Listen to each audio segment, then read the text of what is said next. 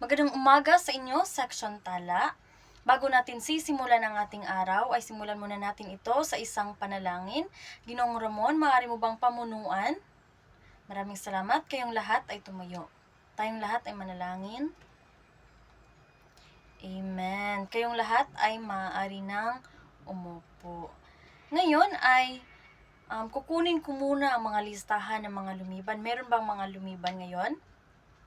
Meron. Maaari bang pakisabi sa inyong mga kaklase na pumasok sa ating oras ng klase dahil ang ating talakayan sa bawat araw ay napakahalaga.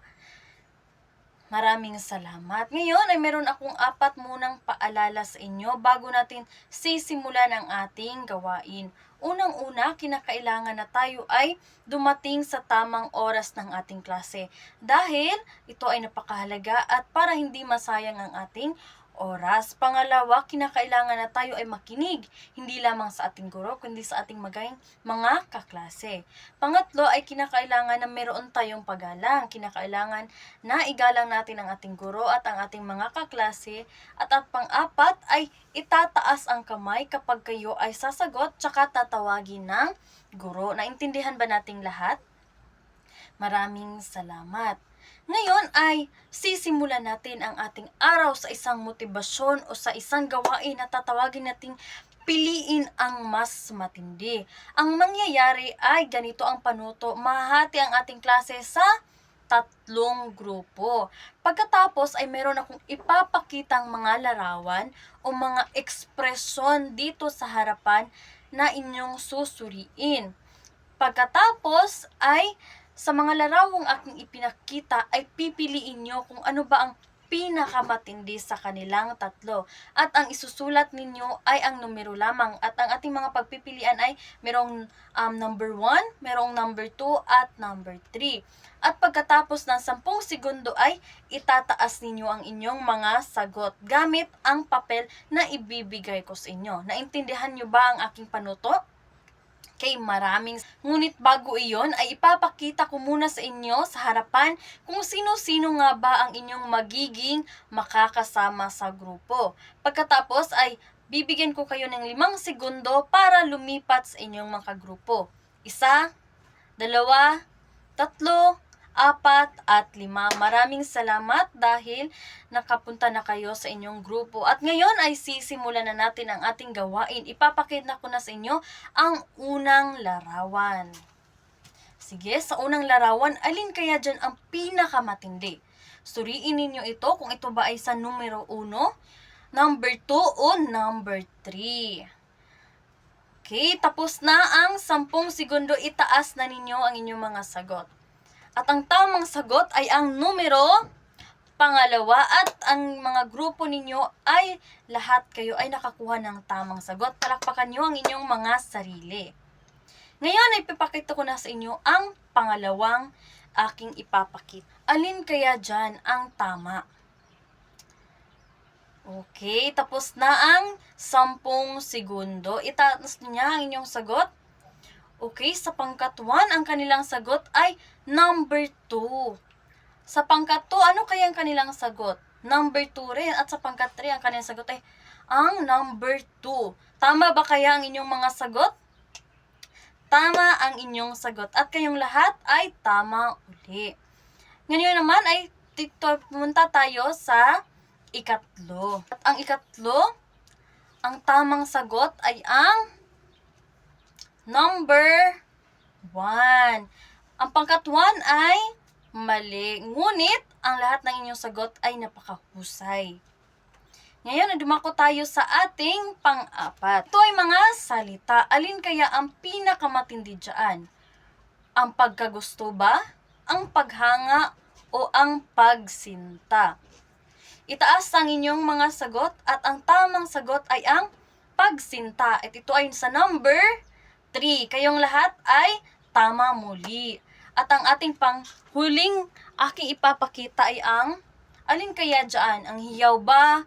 Ang bulong? O ang sigaw?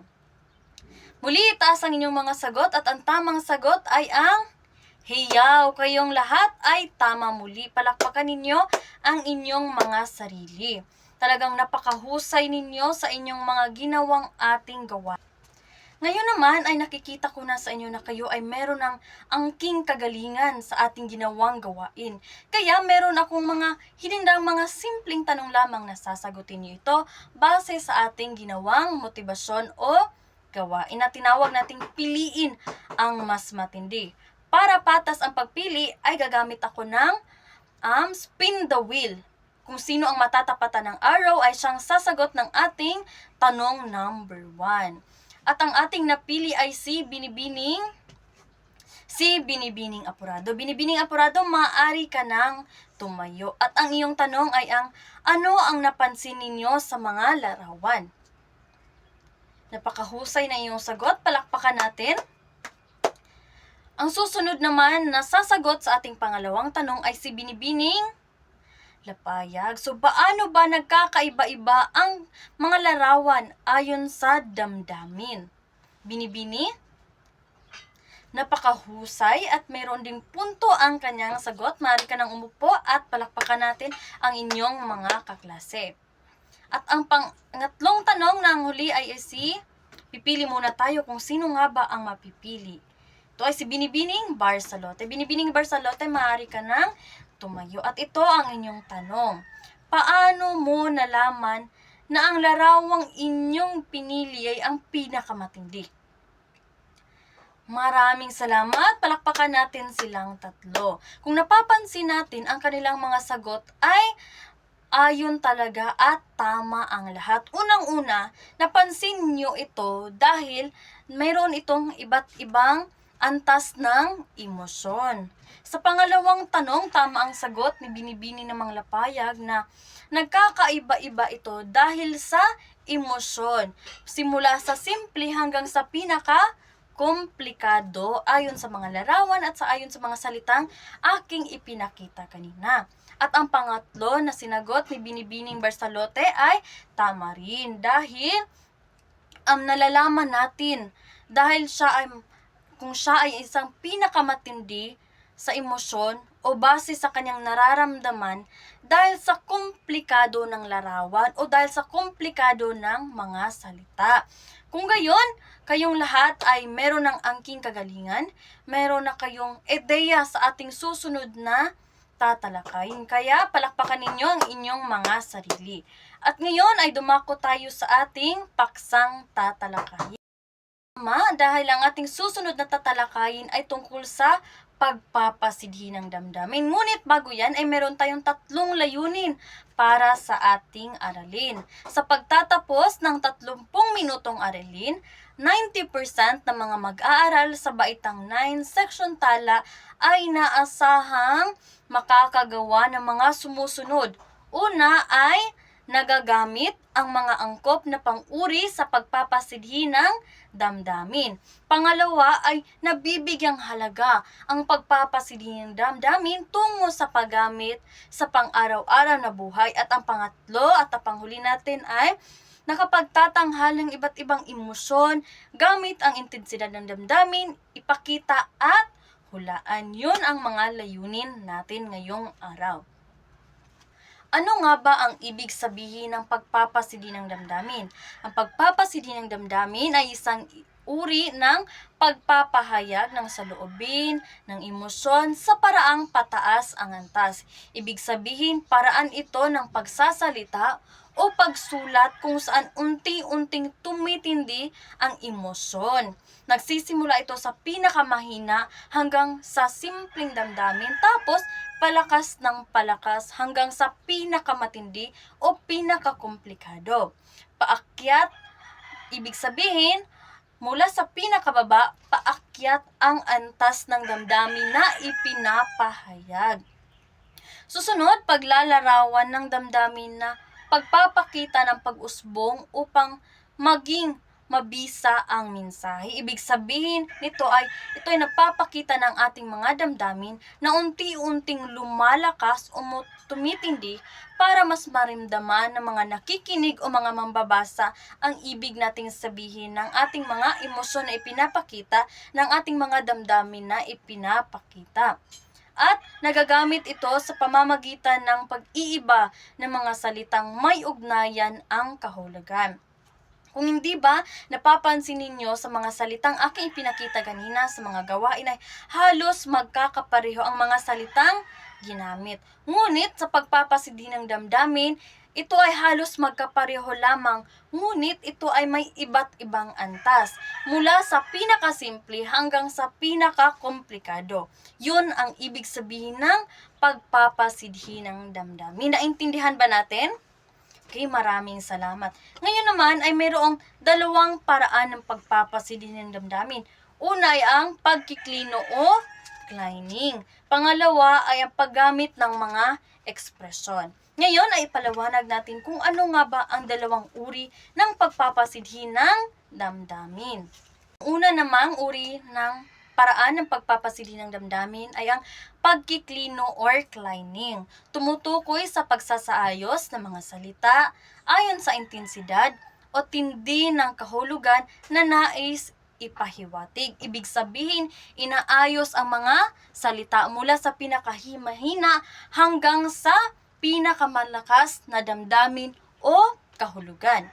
Pinagsusunod-sunod ang mga salita base sa lakas o sa tindi kung ayon rin sa ibig sabihin nito. Kaya kung mapapansin natin kanina sa ating ginawang gawain, kung hindi lamang siya nakaayos, ngunit magkaiba-iba ang tindi ng mga salita, na kung saan yun ang ibig sabihin ng pagkiklino, na ito ay uri ng mga salita or mahalos magkakaparehong mga salita, ngunit ang ibig sabihin ay nakadepende ayon sa tindi ng kanyang nararamdaman at ng kanyang emosyon. Kagaya ng ating halimbawa, una ay nagsisimula ito sa pikon. Hindi ka pa, syempre, napipikon ka pa lang, hindi ka lang masyadong nagkikibo.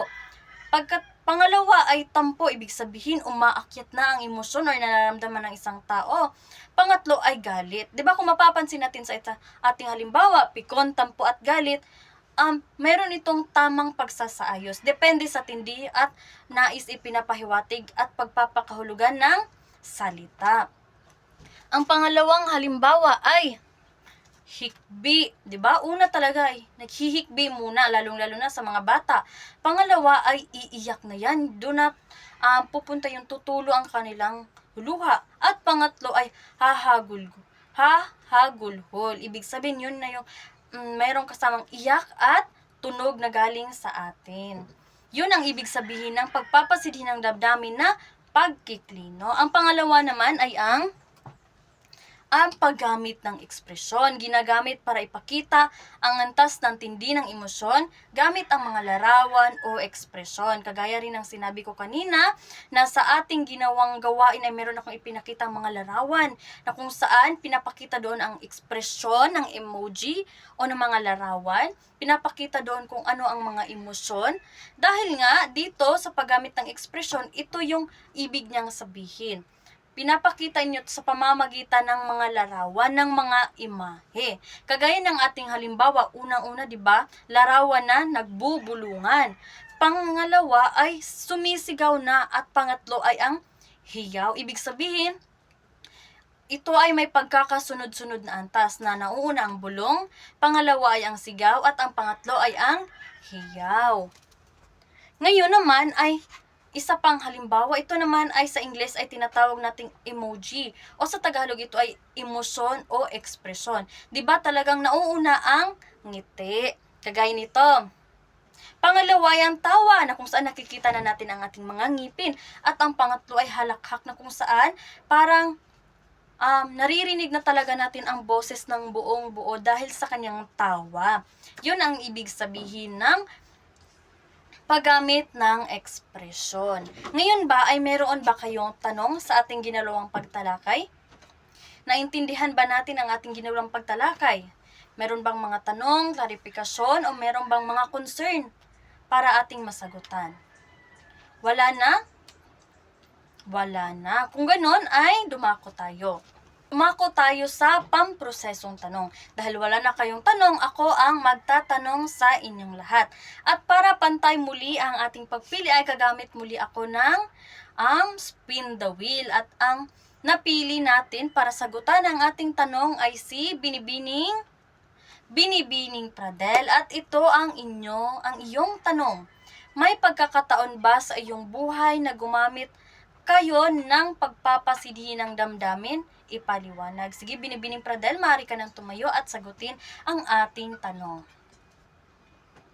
Tama, Binibining Cervantes. Sang-ayon ka ba sa sinabi ni Binibining Pradel? Oo, tama ang inyong sagot dahil meron talagang pagkakataon na tayo ay gumagamit ng intensidad o pagpapasidhi sa ating buhay. Dahil para maipakita natin ang lalim ng ating nararamdaman at mas maintindihan nila ang ating pinagdadaanan. Sa ating pangalawang tanong, ikaw ang sasagot, Binibining Magdipig, ikaw ang napili. Ito ang iyong tanong, paano nakakatulong ang pagpapasidhi ng damdamin sa pagpapahayag ng inyong nararamdaman sa pang-araw-araw na sitwasyon? Maraming salamat. Palakpakan ninyo ang inyong kaklase.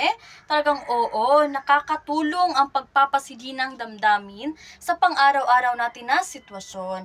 Dahil sa pagpapahayag ng ating nararamdaman. Dahil mas napapalakas at mas naipapaliwanag nito ang ating emosyon. Tulad ng kapag tayo ay sobrang saya o di kaya ay sobrang pagod. Yun naman ay palakpakan ninyo ang inyong mga kaklase. Talagang kayo ay napakagaling na at nakikita ko na kayo ay handa na sa ating susunod na gagawin. Wala na ba talagang tanong? Itaas ang kamay kung mayroon pang tanong. Wala na, kaya dumako tayo sa ating susunod na gagawin. Dito sa paglalapat, dito nyo na ipapakita ang inyong naging kaalaman sa ating tinalakay. At sa paglalapat, tatawagin natin itong intensidad ng damdamin, ipakita at hulaan. Babasahin ko sa inyo ang panuto.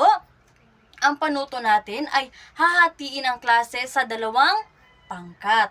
Magpapakita ako ng mga salita at saka tapos ang bawat group ay bibigyan ko ng 20 to 30 segundo para ayusin ang mga salitang aking ipapakita ayon sa pagkakasunod-sunod.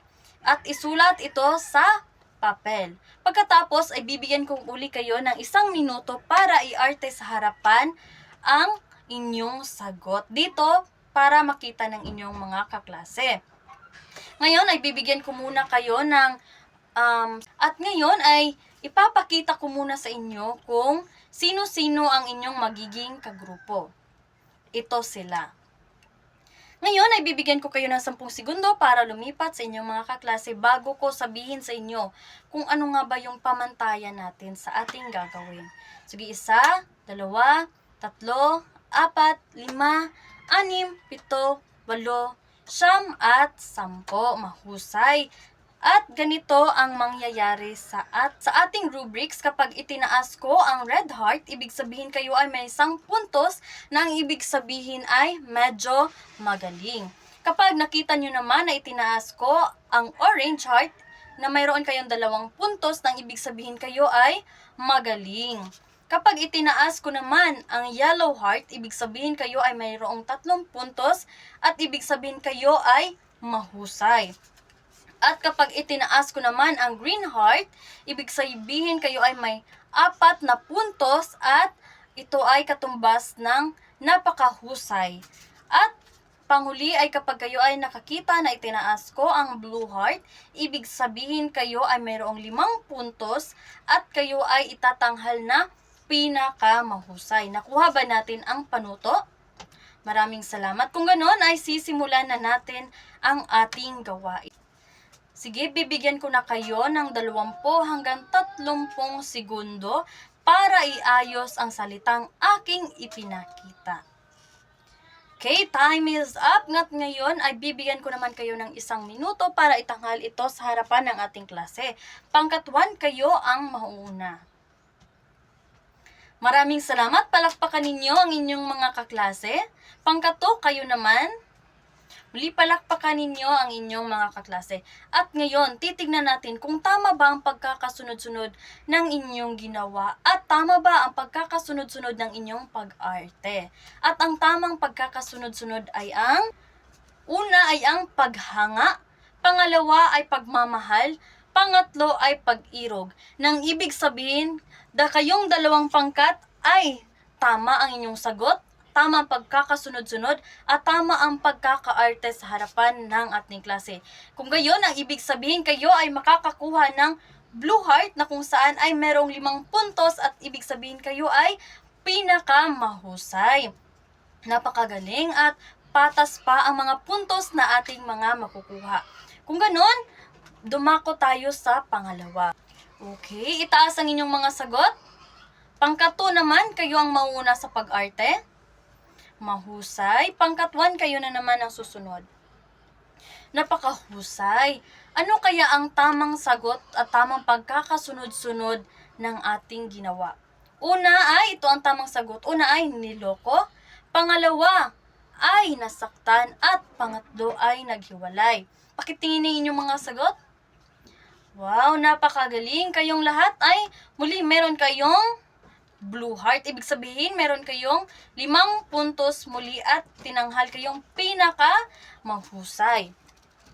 Sa pangatlo naman, ano kaya ang ipinapakita rito? Ano kaya ang tamang sagot rito? Okay. At ang tamang sagot ay una ay nagulat, pangalawa ay natakot, pangatlo ay nasindak. Pakitingin ang inyong mga sagot. Medyo nalito kayo rito. Ngunit ang tamang sagot ay ito. Kayong lahat ay magkakaroon ng green heart nang ibig sabihin ay napakahusay o green. Dahil mali ang pagkakasunod-sunod ng inyong sagot. Nang ibig sabihin, ang pangkat-1 at pangkat-2 ay magkakaroon ng 14 points. Not bad.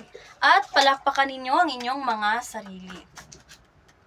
Kung ganoon ay maaari na kayong umupong lahat at bumalik sa inyong mga upuan. Ngayon naman ay kumuha kayo ng isang buong papel para sa ating ebaluasyon at ito ay inyong sasagutan. Bibigyan ko lamang kayo ng saktong oras sa pagsagot nito at ipapasa ito sa harapan. Ang ating panuto ay pagsunod-sunurin ang mga sumusunod na pangungusap ayon sa tindi ng emosyon. Lagyan ng bilang 1 hanggang 3, ang bilang 1 para sa di masidhi, bilang 2 para sa masidhi, at bilang 3 para sa pinakamasidhi. Isulat ito sa buong sasagutang papel ang tamang sagot. Bibigyan ko lamang kayo ng ilang minuto. Simulan na ang pagsagot. Pakipasa na inyong mga papel. Maraming salamat. Ngayon ay maaari bang kunin ninyo ang inyong mga kwaderno at isulat ito ang ating takdang aralin para ipasa bukas. Bago natin tapusin ang ating klase, ay inaayahan ko kayong lahat muli na tumayo para sa ating panalangin. Ginoong Ramon, maaari mo muling pamunuan ang ating panapos na panalangin. Maraming salamat. Paalam sa inyo, Section Tala. Maraming salamat at hanggang sa muli.